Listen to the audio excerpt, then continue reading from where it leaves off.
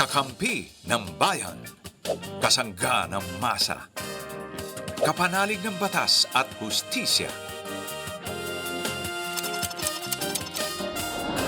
Attorney Danny Con. Abogado de Campanilla. Magandang gabi, Pilipinas.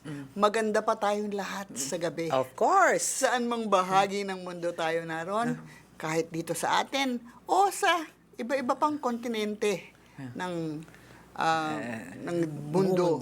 Okay, di ba? Basta, welcome po. Welcome po. We welcome you with open arms sa isa na namang makabuluhang talakayan, mga payong legal at mga katanungang bibigyan ng kasagutan dito sa Attorney Danny Con, Abogado de Campanilla. Ako po si Bibeth Ortesa, ang inyong Ayan na. Ito na to. May props pa eh. Mahiyain. Talaga naman. mahiyaing sawera ng bayan. Kaya pala may scarf. At narito, ang talagang, kaya ako sawsawera, dahil hindi ako abogado talaga, nakikisawsaw lang ako. Ang talagang magaling na tutulong sa inyo ay ang ating abogada de Campanilla, si Attorney PG Galang. Ay, hello po sa lahat ng manonood sa amin sa Facebook at saka sa YouTube. Hello po sa inyo lahat. Actually, inaabangan ko yung sabi mo sa lahat ng mundo. Sana merong magsumulat sa atin from Africa, yung mga ganun. Wala pa akong nababasa ng mga nagtatanong. Pero siguro naman umaabot tayo doon. YouTube eh. Oo. Di ba? Sana. At makikita mo naman, minsan, nakakakuha tayo ng mga questions, mga messages from other iba-ibang- parts. Oo nga. Kaya sana kasi, kala mo, nagugulat ako, kahit saan sulok ka pumunta ng mundo, may Pilipino. Oo. Kahit sa Alaska na walang kukunti na lang, nakakagulat. Meron, kahit isa, dalawa meron, sigurado. Diba? So, sa mga nandun, sa mga sulok ng Alaska or sa sulok ng Africa, diba? Pwede kayong message sa amin. Sa Globe, ay kung ano kaya. Pero siguro sa Viber pwede, kung meron kayong mga messaging app. Sa Globe, ang number namin is 0954-3100331. And for Smart, it's 0961-770-8807. Pero doon sa mga iba bansa, mas maganda siguro kung sa Facebook Messenger kayo. Meron rin kami nun. Okay. Eto na. Talaga namang maraming Oo nga, bakit sa atin galing madaming problemado sa Pasig. Ang galing-galing ng mayor nyo. Bakit kayo madaming problema? Si Ana, 29 years old. I've been renting the same unit for a few years now at okay naman po ang relationship ko with my landlord. Pero yearly po, tumataas ang rent dahil daw sa inflation. Kahit wala kaming formal contract renewal at verbal agreement lang mula nung first year. May batas po ba sa Pilipinas like a Rent Control Act na maglilimit ng rent increase kahit walang notarized lease? Gusto ko po sanang malaman ang rights ko bilang long-term tenant habang inaayos ko rin ang budget ko. Oo. Una muna, kung ang lease mo pumaso, let's say, sa hindi kayo nag-renew, ang assumption niyan is it's on a month-to-month basis. So, kahit na hindi ka nag-renew, kung ikaw'y Hindi ka pinapaalis. hindi ka pinapaalis, ang inyong agreement is, sa batas is on a month-to-month. Now, as far as increase is concerned, yung minention niya, yung Rent Control Act, meron tayong Rent Control Act, pero meron siyang limitation kung magkano yung increase, depende on yung amount ng rent mo. Hindi ko alam kung ano amount ng rent mo, Ane. Pero kasi ang alam ko, it's 10,000 pesos. Oh, let's say 10,000. Let's say 10,000 pesos Okay. in Metro Manila, kaya 10,000 pesos in the province. I think noong last year, parang allowed ka lang na pag ganun yung amount na 10,000 pesos or less, na hindi ka pwedeng i-increasean ng limit to 2.5% of your rent. And then, I don't know about 2026 though, kung ano yung, I think it's 1% na lang for 2020. In short, if ang rent control kasi is for those, yung it protects yung mga pumuupa ng mga mga lugar na 10,000 or less kasi yun yung mga medyo O, kapos. kapos. Oo, kasi kung ganun kaliit yung upa mo, ibig sabihin kapos ka. So, pag ganun, maliit siya, kinokontrol yan na baka mamaya pumayag nga yung landlord mo na 10,000 pero yung pala biglang the next year, i-increasean ka. That's the purpose of rent control, to still protect those who are yung have less in life. Now, I don't know kung if your rent is covered by the rent control, but if it is not covered by the Rent Control Act, you still have some remedies kasi any increase, yung sabi ko, it is renewed on a month-to-month basis on the same terms as yung huli mo, unless you agree upon increase. So hanggat hindi ka pumapayag, month-to-month, ganun pa rin yung rent mo dun sa first year lease mo. You run the risk do na every month, kung talaga hindi ka pumayag sa increase, pwede ka, or dadagdagan niya, or pwede kang paalisin kung ayaw mong pumayag. So, I suggest na you talk to your landlord, mukhang good relations naman sila, ay usapan mo muna, pwede bang magsulat ulit tayo ng kontrata. And pagkasunduan That's the nyo na. wisest thing to do. Oo, at pagkasunduan, habang hindi pa kayo nag-aaway, pagkasunduan nyo na yung, kasi normal naman yung may escalation Normal yung every na ang landlord or ang lessor will ask for a little bit more every year as you continue to stay there. Kasi totoo naman yung inflation. Pero any increase should be agreed upon by the parties. Yun na nga lang, month to month ka na lang So every month pag hiningi niya, pag hindi ka pumayag, baka pwede ka niyang paalisin. Oo. Ay, attorney, matanong ko lang on a related matter, no? Yung halimbawa bang bigla kang tumanggap ng bed spacer. Ano pa yun? Lease pa rin yun. Oh, so pwede bang hindi yung halimbawa itong ating caller, kung halimbawa meron siyang sapat na dahilan ba 'yon para sabihin ng landlord na Okay, it depends. If your contract prohibits subleasing, ang tawag doon subleasing. If it prohibits subleasing, then it's a violation of your contract. Pwede kang paalisin. It is assumed na if it is not in your contract that you can sublease, but if it is pag bawal, ay pwede kang paalisin. It also depends rin kasi let's say, kunyari ikaw ay, ang kontrata mo is a commercial space, tapos bigla mo ginawang residential, that's also a violation of your contract. Or if your lease contract is only for residential, so meron ka palang negosyo doon, violation rin yun, kasi usapan nyo lang is residential. So, tignan mo mabuti. But in your case, since you are still in good relations with your, kausapin mo na. Kasi ang hirap nga naman yan na buwan-buwan, nag-aalinlangan ka kung paalisin ka o hindi. Yun. And agree on and if he says na gusto ko naman taasan, normal lang yon, pero negotiate on a term na an increase na kaya pa rin ang pitak. Di ba? Okay, sige. Eto na ngayon, ang ating caller, buhat sa Etivac. Ay, Etivac, hello. Cavite. Pero, natawa ako dun sa pangalan. Hindi ko alam kung totoo niyang pangalan nito. Di ba sa Shrek yan? Oo nga. Hello, Fiona. Fiona. Yes. How? Totoo mo bang pangalan yan? No, name lang po. Hindi raw. Naman po with my name. So, ayoko lang disclose the real name po. Hindi ko. Actually, Fiona, medyo parang choppy yung mo. Nasaan ka ba? How about this line? How about this one? Can you hear me now po? Ayan, better. O sige, anong aming matutulong sa'yo, Fiona? Actually, our concern is we are a headhunting firm. Meron po kami kliyenteng Vietnamese. So this is regarding the contract po.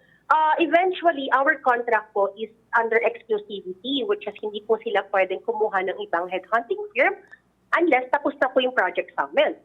But unfortunately, it happens po when we found out a week ago na nag-post sila through online pages, which is they are also looking for another headhunting firm without our knowledge. But with our contract po, it says that it's gonna be under exclusivity. Second concern po, aside from the breach of contract is, yun nga, ang tagal nila magbigay ng feedback for candidate. let's say, nagbigay kami ng candidate or nag-endorse kami within Oo. this Monday, Oo. and inabot na po ng 2 weeks, wala pa rin feedback. And third is, misleading information po. Misleading information kasi, ang pinapapost nila for the salary with the doctors is very different compared dun sa binibigay sa inyo. dinidisclose nila during the online interview. Okay. So, okay. Anong gusto mo mangyari?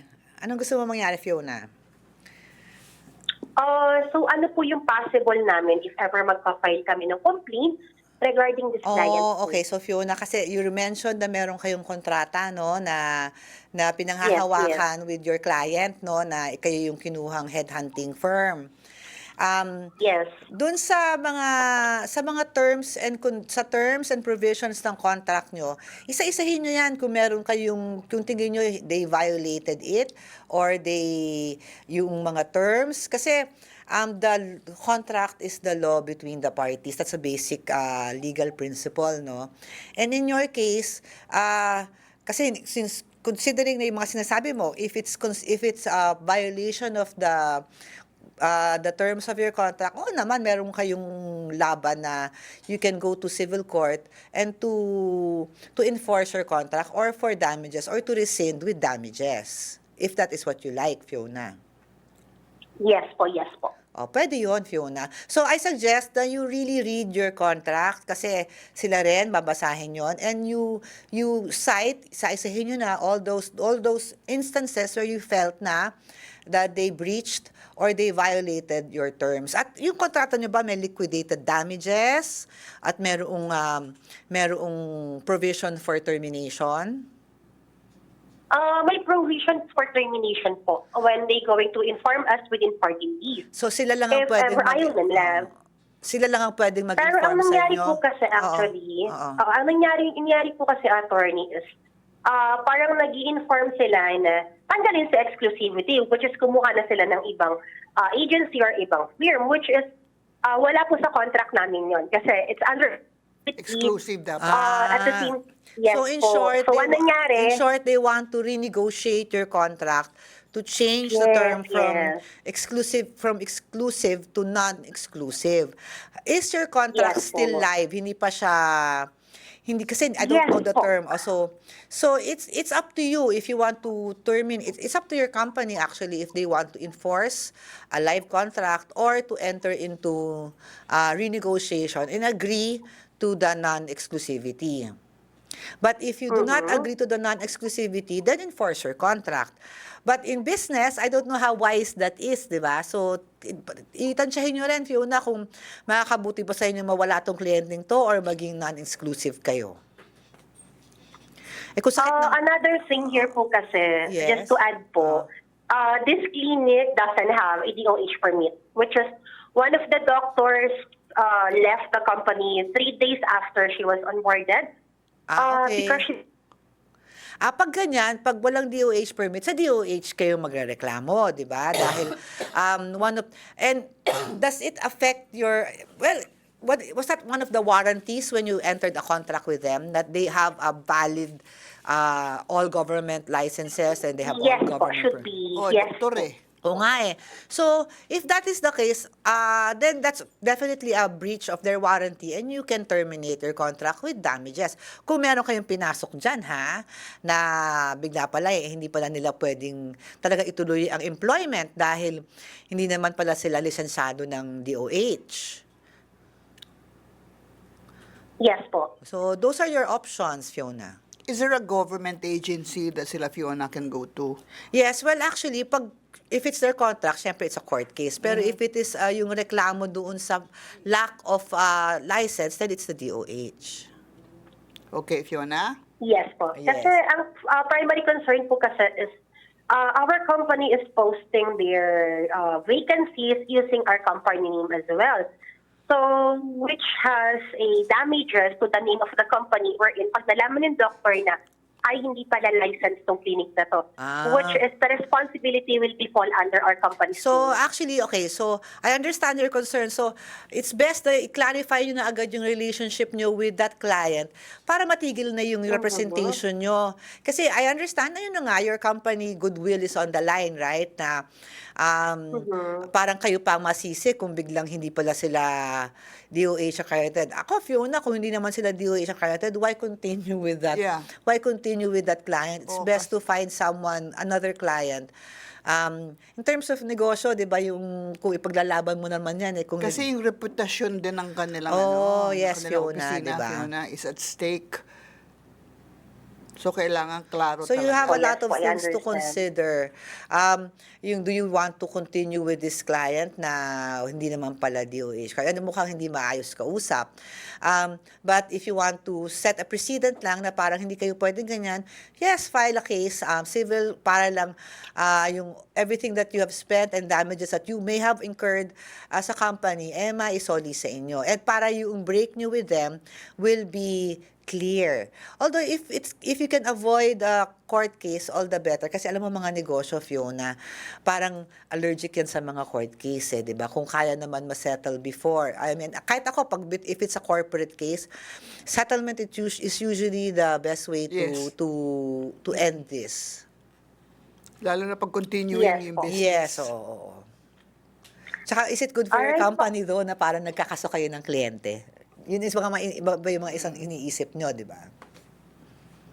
Yes po. But the thing here po kasi is with the breach of contract with they are a Vietnamese and the major Yes. client po kasi is nasa Vietnam and they do have a representative that is located in Makati.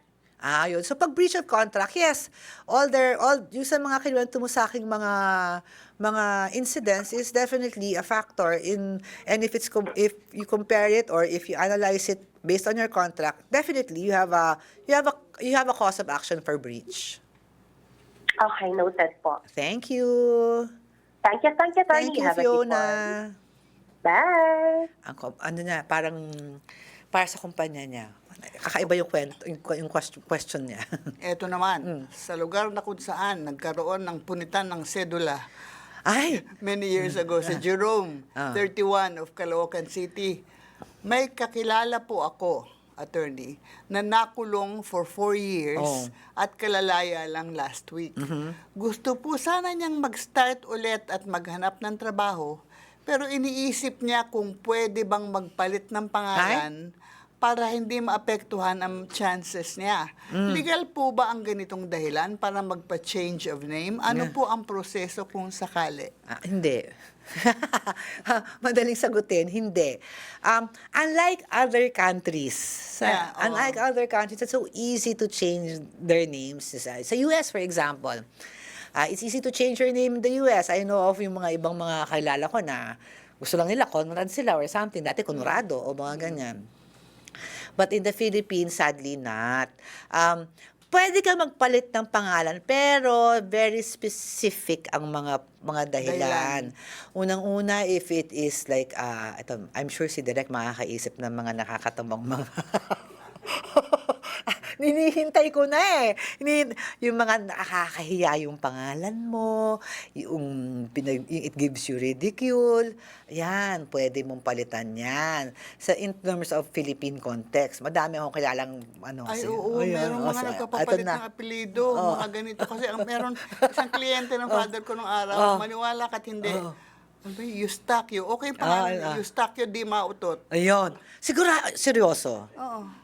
O yung mga ganyan, o kung di mautot, kung di mautot ang pangalan mo, talaga namang parang, but okay, kung di mautot ang pangalan mo, pwede kang mag-judicial change of surname. Sa Pilipinas kasi, to change your first name or kung typographical error, administrative na lang yon. But if it is the last name, which I think is the case of your friend, it is a judicial action and hindi siya kasama doon. Disgraceful or nakakatawang pangalan. Pwede rin naman is yung because of change of status. Kunyari, change of status, for example, bigla kang na-legitimize. O yan, pwede yan.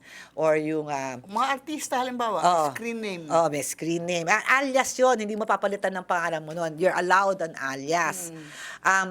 Pag sa, ano yun, or for example, isa pang pwedeng magpalit ka ng pangalan is yung, kunyari, since birth, ang ginamit mong apelyido, ito, akala mo yun, lahat ng records mo, ganon. So, to avoid confusion, you really want to change your birth certificate, last name, to the name that nakasanayan mo, and all your other documents reflect that.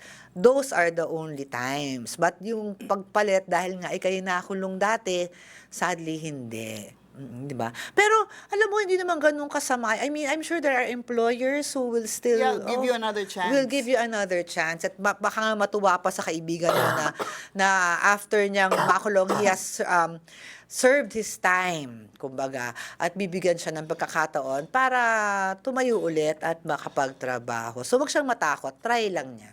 Ako nga, attorney, for about 5 years nang kinasal kami, ang ginagamit ko pa rin pangalan, pasaporte, Elizabeth Rose Orteza. Ako rin. Okay. Tapos, sabi ng asawa ko at one point, kasi pa nagbibiyahe kami, mga Hong Kong, mga Bangkok, napipikon siya kasi laging tinatanong ng concierge sa hotel, where will the nannies sleep? Ay! Alam mo, di mo ba pinasasampal? Puro sila si Gyun Reyna eh. Ako lang ibang Baka pinasasampal mo yung front desk na yun. Tapos tatawagin mo ako para pag kinasuhan ka, pag tatanggol kita.